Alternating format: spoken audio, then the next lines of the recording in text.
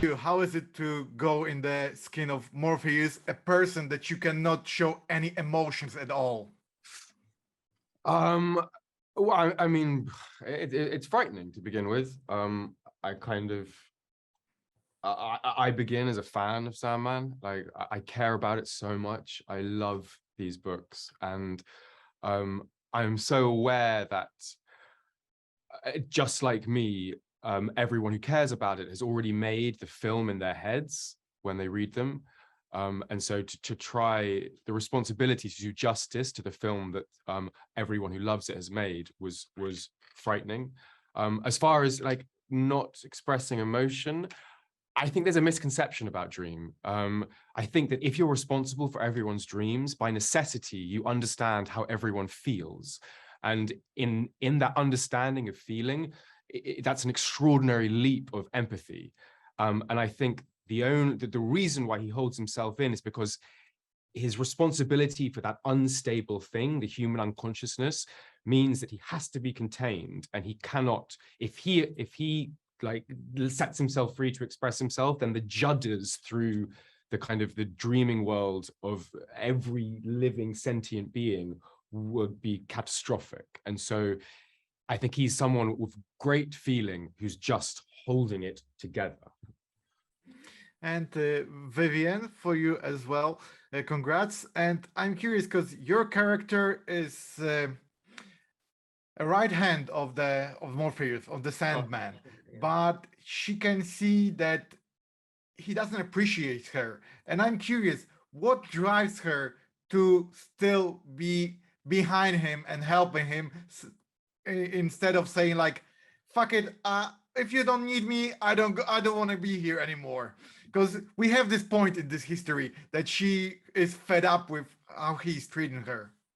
Yeah, I mean, firstly, I don't know if Lucienne would say "fuck it." So naughty, David. I think that what it is that they've got such a deep bond. You know, they are two beings that have been with each other for the longest. Morpheus has been with Lucienne for the longest time out of anyone. She really knows who he is, and she respects and loves this realm, the world, and understands the importance of the dreaming and how it inhabits, and it's a safe place for people's unconscious minds when they dream. And she understands that his work is so important. So I think that deep down she knows that Morpheus does appreciate her. It's just that he's seen the worst of humanity, and it's really damaging to be treated the way that he has been treated. And I think that when we first meet him, he's holding on to that, and he's got a lot of resentment. He wants revenge, and she just wants him to go back to the being that she knows that he is.